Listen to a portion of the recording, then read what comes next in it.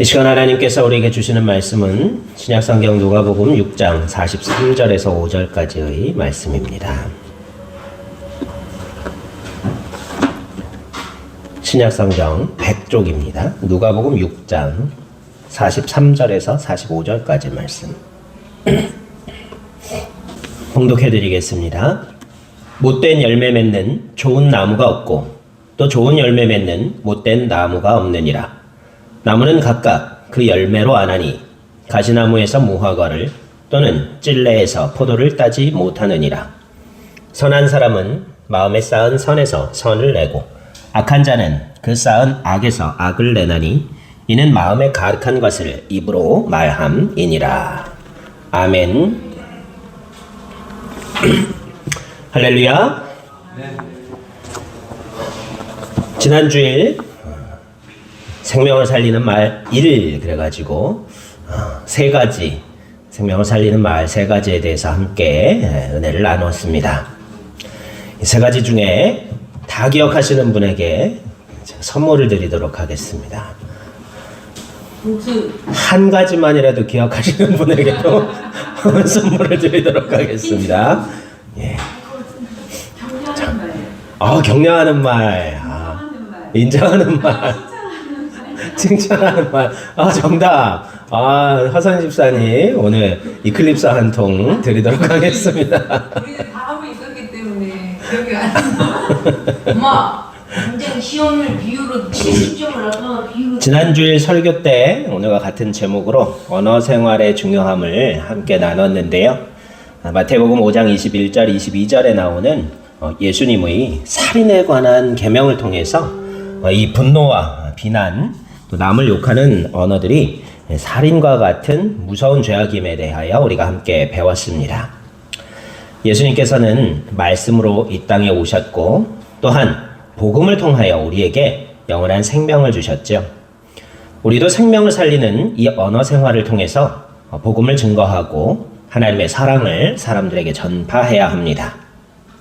또한 우리 삶의 힘이 되는 사랑을 공급하는 열매 맺는 삶을 살아야만 합니다. 우리가 지난주 나눈 말씀을 간략히 정리해 보면요. 생명을 살리는 첫 번째 언어는요. 하나님께서 천하보다 귀하다고 하신 생명의 가치를 올바로 인정하는 말이었고요. 또 두 번째로는 다른 사람의 가치를 인정하고 그들의 장점과 가능성과 수고와 노력을 인정하는 말이 이 첫 번째 생명을 살리는 말이었고 두 번째는 격려하는 말이었습니다. 사람 누구나 세상을 살다 보면 어려움에 처할 때가 있는데 그러한 시련과 어려움을 극복하게 해주고 또 건강한 삶을 유지하게 해주는 생명을 살리는 말이 바로 격려하는 말이다. 그렇게 은혜를 나누었죠.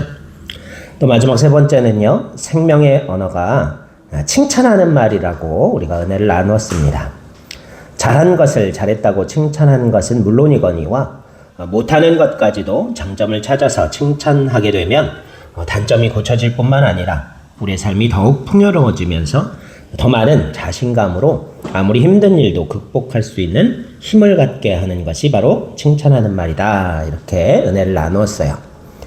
생명을 살리는 말이 6가지가 총 있는데요. 오늘 그 중에 나머지 3가지의 생명을 살리는 말이 무엇인가 함께 은혜를 나누기를 원합니다. 6개 많지 않죠? 이 정도는 우리가 외우고 삽시다. 네 번째 생명을 살리는 말은 할 수 있다 라는 can 언어입니다. 어떤 심리학자가 초등학교 학생들에게 다음과 같은 실험을 했다고 해요. 시험을 보기 전에는 파란 눈색을 가진 학생이 갈색 눈을 가진 학생보다 머리가 좋다라고 말을 한 다음 시험을 치르고 성적을 살펴보니까요. 파란 눈의 학생들이 갈색 눈을 가진 학생들보다 평균 10점 이상 높은 점수가 나왔다고 합니다. 그리고 그 후에는요. 갈색 눈이 파란색 눈의 학생들보다 머리가 더 좋다라고 말을 한 다음에 시험을 치렀더니 이번에도 역시 갈색 눈의 학생들이 평균 10점 이상 높은 점수를 얻었다고 합니다.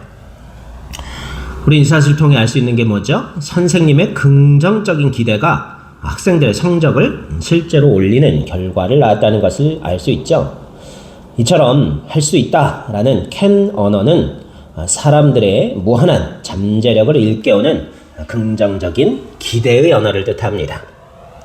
성경 말씀 마태복음 16장 19절에도 내가 땅에서 무엇이든지 매면 하늘에서도 매일 것이요 내가 땅에서 무엇이든지 풀면 하늘에서도 풀리리라고 말씀하십니다. 이처럼 사람의 말은요 무엇이든지 맬 수도 있고 풀 수도 있는 능력이 있으며 또 사람이 본래 가지고 있는 능력을 위축시키기도 하고요 혹은 극대화시키기도 합니다. 너는 도대체 잘하는 게 뭐니? 네가 하는 일이 다 그 모양이지 그렇게밖에 못하겠니? 라고 나무라고 꼬집는 등의 부정적인 언어는요 사람이 가진 잠재력을 구속하고 심지어는 할 수 있는 일조차 못하도록 속박하는 부정적인 결과를 초래하는 것을 우리가 기억하면서 이런 부정적인 언어, 생명을 죽이는 심판받아 마땅하다고 주님께서 말씀하여 주신 그러한 죽이는 언어를 우리가 삼가할 수 있기를 소망합니다. 이와 반대로 너는 할 수 있어.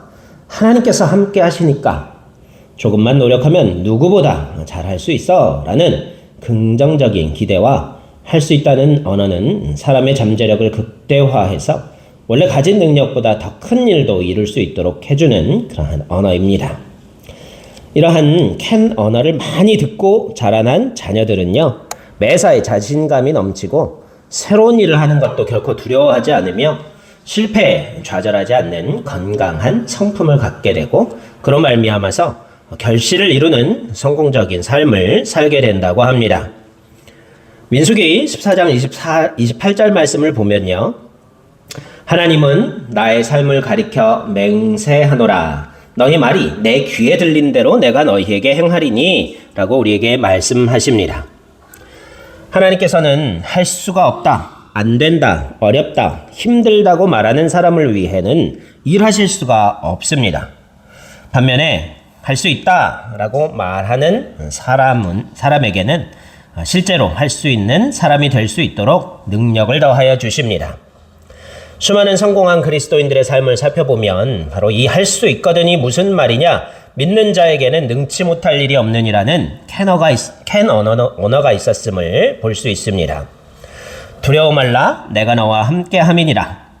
사람은 누구나 무슨 일을 시작할 때나 어려움을 만나면 두려움을 가지는 연약한 존재예요. 그런 우리를 위하여서 하나님께서는요 성경 말씀 전체를 살펴보면 365번 두려워 말라 라고 말씀했다고 기록되어 있습니다. 1년이 365일인 것을 우리가 생각해 보면요 하나님께서는 우리에게 매일매일 두려움과 의심을 몰아내고 담대할 것을 원하시고 계시다는 사실을 알 수 있어요. 그러므로 우리는 할 수 없다는 부정적인 언어를 버리고 넌 할 수 있어. 하나님이 너와 함께 하신다 라고 말할 수 있는 사람이 되기를 소망합니다. 할 수 있다는 캔 언어는 다른 사람에게만 긍정적인 영향을 주는 것이 아니에요. 나 자신에게도 하나님께서 주신 커다란 선물이며 나를 보다 나은 나로 만드는 강력한 능력이 된다고 합니다. 나의 단점을 깨닫고 고치기 위해서는 이러한 캔 언어가 절대적으로 필요합니다. 나는 원래 그러니까 혹은 알기는 하지만 고치는 것은 생각처럼 쉬운 일이 아니야. 모르는 사람이 어딨니? 하기가 어려운 거지. 라는 말들을 사람들이 참 많이 하지만 이건 역시 부정적인 생각으로 단점을 고치려는 노력보다 나쁜 말이라는 것을 우리가 기억하면서 그래 나의 단점을 깨달았으니까 이제는 고칠 수 있다. 하나님께서 알게 해주셨으니까 또 고칠 수 있도록 능력도 주실 거야 라는 긍정적인 생각과 나는 할 수 있다. 하나님께서 나와 함께 하시기 때문이다 라는 긍정적인 언어를 우리 스스로에게 수없이 들려줄 수 있다면 우리가 이렇게 능력의 사람으로 하나님의 도우심을 힘입어 이루게 될 줄로 믿습니다. 빌립보서 4장 13절 말씀 보면 사도 바울도 끊임없이 외쳤어요. 내게 능력 주시는 자 안에서 내가 모든 것을 할 수 있느니라. 세상을 이기는 힘도 내 마음속에서 시작되고 사탄을 이기는 능력도 내 마음속에서 시작되며 문제를 이기는 힘도 나의 마음 속에서 비롯됩니다. 이 마음을 움직이는 힘이 바로 나의 말입니다. 안 된다, 못한다, 어렵다 힘들다라는 말은 불행과 실패를 만들 뿐입니다. 그런 말은 내 영혼을 죽이고 내 인생을 죽이고 내 삶을 짓밟으며 주변에 수없이 많은 다른 사람들까지 죽이는 죽음의 언어임을 우리는 가나안 12정탐꾼의 이야기를 통해서도 확인할 수 있어요. 이스라엘 백성들은 10명, 12명 중에 10명의 부정적이고 할 수 없다는 생각을 가진 이 사람들이 한 말, 할 수 없다는 부정적인 말로 인해서 40년 동안 광야를 방황했을 뿐만 아니라 광야에서 모두 다 약속의 땅 가나안에 들어가지 못하고 비참한 죽음을 맞이할 수밖에 없었습니다. 오직 하나님께서 함께 하시기 때문에 우리는 그들을 이길 수 있다라고 담대히 외쳤던 12정탐꾼 중에 여호수아와 갈렙이라는 두 사람만이 하나님의 약속대로 약속의 땅에 들어갈 수가 있었습니다. 오늘을 사는 우리도 여호수아와 갈렙처럼 캔 언어를 나 자신과 주변 사람들에게 들려주며 그리하여 하나님께서 함께 하시며 무궁한 축복과 능력을 부어주실 수 있는 축복의 통로가 되어 살아갈 수 있기를 소망합니다. 다섯 번째 생명을 살리는 말은 will 언어, 곧 뭐뭇이 될 것이다 라는 축복의 언어입니다. 창세기 12장 2절 말씀을 보면 하나님께서는 아브라함에게 내가 너로 큰 민족을 이루고 내게 복을 주어 내 이름을 창대케 하리니 너는 복의 근원이 될지라 라고 강복하시는 말씀을 주셨죠. 하나님께서는 이 말씀을 통하여 아브라함에게 세 가지 미래의 꿈을 주신 거예요. 큰 민족을 이룰 것이고 내 이름이 존귀하게 될 것이며 복의 근원이 될 것이다. 이것이 바로 하나님께서 아브라함에게 주신 될 것이다 라는 will 언어, will 메시지입니다. 신약 성경에서도 예수님께서는 안드레가 데려온 그의 형제 베드로에게 내가 요한의 아들 시몬이니 장차 개바라 하리라 하고 말씀하셨어요. 원래 이 시몬이라는 말은요, 갈대라는 뜻을 가지고 있어요. 갈대풀은 어떻습니까? 바람에 이리저리 흔들리는 믿음이 없는 사람을 뜻하지만요. 그런 베드로에게 개바, 곧 반석이라는 확고한 믿음을 가진 사람이 될 것이라고 복을 말씀해 주신 거예요. 예수님으로부터 이러한 will 언어를 들은 베드로는요. 후일 어떻게 됐습니까? 실제로 반석과 같은 흔들림 없는 믿음을 가진 사람이 되었음을 우리는 성경을 통하여 확인할 수 있습니다.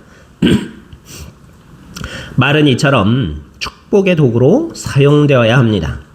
하나님께서 처음 사람을 지으시고 복을 주실 때에도 하나님이 그들에게 복을 주시며 그들에게 이르시되 생육하고 번성하여 땅에 충만하라 땅을 정복하라 바다의 고기와 공중의 새와 땅에 움직이는 모든 생물을 다스리라고 말씀으로 복을 주셨습니다.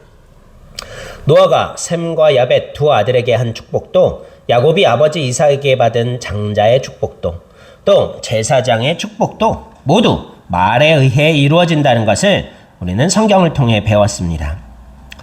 저와 여러분 역시 말로 자녀들에게 복을 주는 사람이 될 수 있기를 소망합니다. 배우자를 축복하시기를 소망합니다. 교회 가족들을 축복하시기 바랍니다. 또한 교회 지도자들을 축복하십시오. 그리고 스스로를 축복하는 사람이 되기를 소망합니다. 땅에서 매면 하늘에서도 매겠다고 하신 하나님의 말씀대로 너희 말이 내 귀에 들린 대로 내가 행하리라고 하신 약속대로 저와 여러분의 축복이 열매 맺고 하나님의 은혜로 이루어질 것을 믿습니다. 이러한 축복의 말 will 언어는요. 커다란 변화의 도구이기도 해요. 인류 역사상 최고의 천재로 기억되고 있는 아인슈타인 아시죠? 아인슈타인도요. 4살 때까지 말도 제대로 못하는 아이였다 그래요. 초등학교 생활기록부에 선생님이 뭐라고 써놨는지 알아요? 성공할 가능성이 희박하다 그렇게 적었대요. 그만큼 모자라는 아이가 아인슈타인이었대요. 결국 이런 이유로 학교에서 퇴학까지 당했대요. 하지만 그의 잠재력을 일깨워 오늘날과 같은 위대한 천재로 만든 것은 바로 그의 어머니였다고 합니다. 아인슈타인이 공부를 못해서 매를 맞아 빨갛게 부어오른 손에 입을 맞춰주면서 사랑하는 아들아, 너에게는 다른 사람이 가지지 못한 특별한 재능이 있단다. 너는 반드시 훌륭한 일을 하게 될 것이야 라고 말해주었다고 합니다. 어머니가 사랑으로 끊임없이 그에게 들려준 이 윌의 메시지가 드디어 아인슈타인을 15세도 되기 전에 뉴턴, 스피노자, 데카르트의 책을 읽을 정도로 변화시켰고 상대성 원리를 발견하는 세계적인 천재로 만들었습니다. 5만 번 이상 기도 응답을 받았다고 하는 기도의 사람, 조지 뮬러죠. 또 3,000명 이상의 고아를 기른 고아의 아버지였던 이 조지 뮬러도 청소년 시절에 동네에 심각한 불황하였다고 합니다. 아버지의 돈을 훔치고 거짓말을 일삼고 친구와 어울려 유흥업소와 경찰서를 자기 집처럼 들락거리던 그를 오늘날과 같은 기독교 역사에 빛나는 성직자로 만든 것도 마을 목사님의 한마디 말로 시작되었다고 해요.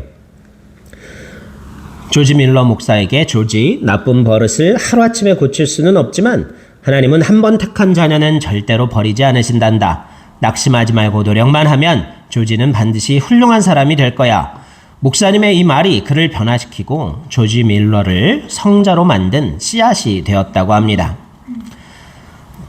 여러분들의 자녀들에게도 너는 중요한 사람이야. 너는 특별한 사람이다. 하나님의 자녀이다. 앞으로 하나님의 귀한 일을 할 사람이다 라고 들려주시기를 소망합니다.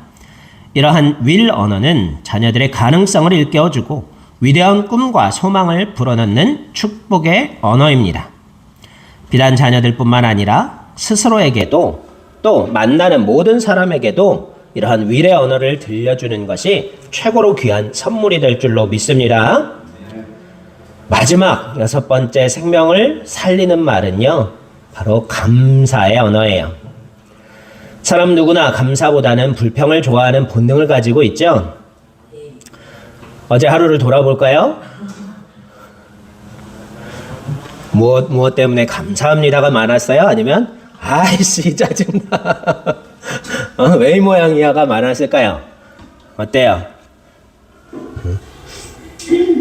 이러이러해서 감사해요. 참 즐겁고 고맙고 감사하다 라가 말이 많았어요? 생각이 많았어요? 아니면 짜증이나 불평이 더 많았을까요? 우리 준영이 감사, 아빠한테 들려오는 말은 감사, 엄마한테 고맙단 말 더 많이 했어요. 아빠한테만 정했구나. 야, 건강한 사람이네요. 우리 준영이는. 사람은요, 근데 보통 감사보다 불평을 더 많이 하죠. 이러한 사실은 속담을 통해서도 확인할 수 있죠. 잘 되면 내 탓, 못 되면 조상 탓. 간절히 바라던 일이 잘 이루어지면 내가 잘해서 당연한 것이고, 뭔가 일이 잘못되면 남의 탓을 하는 것이 바로 방어적 귀인이라는 심리적 현상이에요. 실패한 일의 원인이 남에게 있다고 해야 자신의 자존감이 하락하는 것을 막을 수 있다는 본능적인 생각 때문에 그런 태도를 가지는 거예요. 그렇지만 우리는 이처럼 감사를 모르고 남의 탓만 하는 것이 바로 하나님께 불평하는 것이라는 사실을 출애굽기 말씀을 통해 깨달을 수 있기를 소망합니다. 하나님의 놀라운 기적으로 노예 생활을 벗어난 이스라엘 회중들은 그 광야에서 모세와 아론을 원망하여 그들에게 이르되 우리가 애굽 땅에서 고기가마 곁에 앉았을 때와 떡을 배불리 먹던 때에 여호와의 손에 죽었다면 좋았을 것을 너희가 이 광야로 우리를 인도하여 내어 이 온 회중으로 줄여 죽게 하는도다 라고 원망하는 내용이 나오죠. 이스라엘 백성들은 광야 생활에 지치고 힘들자 모세와 아론을 원망했어요. 이에 대하여 출애굽기 16장 8절은 여호와께서 저녁에는 너희에게 고기를 주어 먹이시고 아침에는 떡으로 배불리시리니 이는 여호와께서 자기를 향하여 너희 원망하는 그 말을 들으셨음이니라. 우리가 누구냐? 너희의 원망은 우리를 향하여 함이 아니요 여호와를 향하여 함이로다 라고 그때의 상황에 대해 설명하고 있어요. 모세와 아론에 대한 원망은 곧 하나님께 대한 원망이었다는 거예요. 우리도 우리의 삶 속에서 부모를 원망하고 형제를 원망하고 이웃을 원망하고 환경을 원망하곤 합니다. 이는 곧 하나님에 대한 원망임을 깨달을 수 있기를 소망합니다. 우리의 삶에 찾아오는 많은 시련과 어려움은 마침내 복을 주시기 위한 하나님의 계획 속에 있음을 믿어 의심치 아니할 수 있기를 소망합니다. 그러므로 우리가 문제로 인해 원망만 하는 것은 하나님의 복의 계획을 스스로 저버리는 어리석은 행동임을 깨닫기 바랍니다. 어려움이 닥치면 하나님께서 내게 더 좋은 것을 주시기 위함이라 생각하며 감사하고 좋은 일이 생기면 먼저 하나님과 이웃에게 감사하는 사람이 진정으로 행복한 사람인 줄로 믿습니다. 그렇다면 우리는 어떻게 감사해야 할까요? 감사에도 7가지 원칙이 있다 그래요. 첫 번째 감사의 원칙은요, 생각과 마음으로 하기 전에 먼저 말로 하라는 거예요. 아까도 말씀드렸지만 말은 우리의 마음을 지배하는 힘을 가지고 있다라고 말씀드렸죠. 원망, 불평, 짜증, 괴로운 마음일지라도 감사하다고 말하기 시작하면 점점 마음과 생각도 감사로 바뀌어져 간다고 합니다. 두 번째 감사의 법칙은요, 어렵고 힘든 환경에서도 감사를 말하라는 거예요.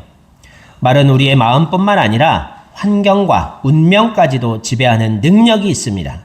그렇기 때문에 우리는 언제나 감사의 말을 함으로써 우리의 환경과 운명까지 실제로 감사할 일들로 바꿔가고 채워갈 수 있기를 소망합니다. 세 번째 감사의 법칙은요, 생활 속에서 감사를 말하라는 거예요. 생활 속에서 가족에게 감사의 말을 먼저 시작하시기를 바랍니다. 정말로 감사한 일들만 생각나게 될 줄로 믿습니다. 오늘 가족에게 감사의 말을 하나씩 해보기를 바랍니다. 자, 지금 마음속에 하나씩 담아두세요. 그동안 우리 가족에서 내가 말을 누구하고 제일 안 했는가를 생각해 보시고 고맙다는 말 하나만 생각하셔서 꼭 해보세요. 자, 우리 주원이 누구한테 할 거예요? 고맙습니다.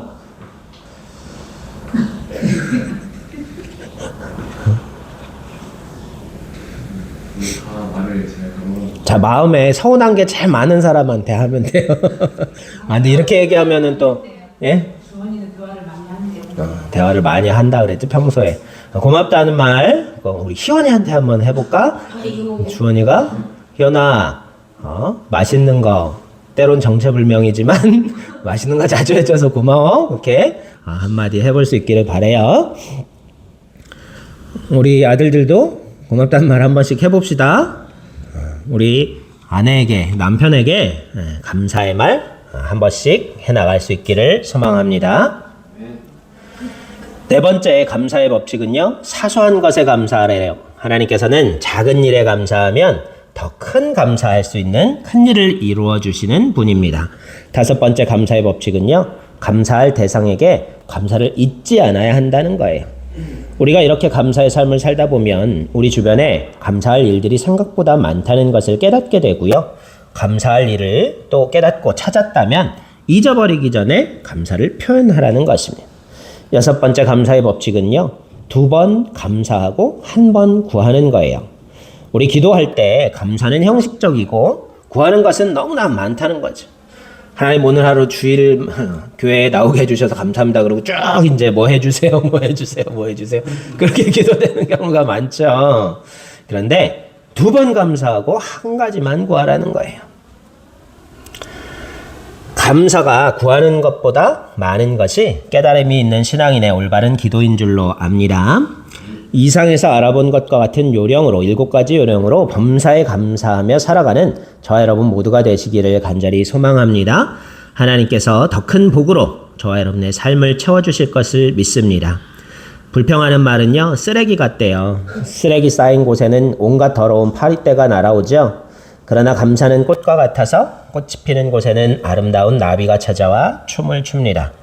저와 여러분은 어떠한 말을 통해서, 어떠한 언어 생활을 통해서 우리 삶에 무엇을 부르는 사람들이 되겠습니까? 불가능조차 가능하게 하는 can 언어, 할 수 있다라는 말, 축복의 말인 will 언어, 그리고 감사의 언어를 통하여 저와 여러분 모두가, 그리고 우리 주변 사람에게 날마다 새로운 생명을 공급하는 열매 맺는 축복의 근원이 되는 사람들이 되시기를 간절히 소망합니다. 기도드리겠습니다. 사랑과 은혜가 충만하신 생명의 하나님, 우리의 입술에 얼마나 죽이는 말들이, 거짓과 악독이, 불평과 불만이 가득했는지를 깨닫게 하신 것 감사합니다. 가장 사랑하는 사람에게도 죽이는 언어만을 이야기했음을 고백합니다. 주님, 불쌍히 여겨 주옵소서. 우리의 입술에 생명을 살리는 언어들로 가득 채워 주옵소서. 주님께서 우리에게 그리하셨던 것처럼 우리도 사랑의 언어를 통하여 서로의 생명을 풍요롭게 하며 생명을 살리는 주님의 자녀들 될 수 있도록 기름 부어주시고 성령으로 충만케 하여 주시기를 간절히 소망하오며 우리 구주 예수 그리스도의 이름으로 감사하며 기도드리옵나이다. 아멘. 주 예수 그리스도의 은혜와 하나님 아버지의 크고 무궁하신 사랑하심과 성령님의 인도, 보호, 교류, 교통하여 주시는 크신 은혜가 이 시간 생명을 살리는 언어로 우리의 삶이 하나님의 은혜 안에 머물기로 결단하는 사랑하는 당신의 백성들 머리 위에, 또한 그 사랑하는 가족과 자녀들 위에 하시는 모든 생업 위에, 우리의 쉬어가는 교회 위에, 이 나라 백성 위에 영원토록 함께하여 주시옵시기만을 간절히 축원하옵나이다. 아멘.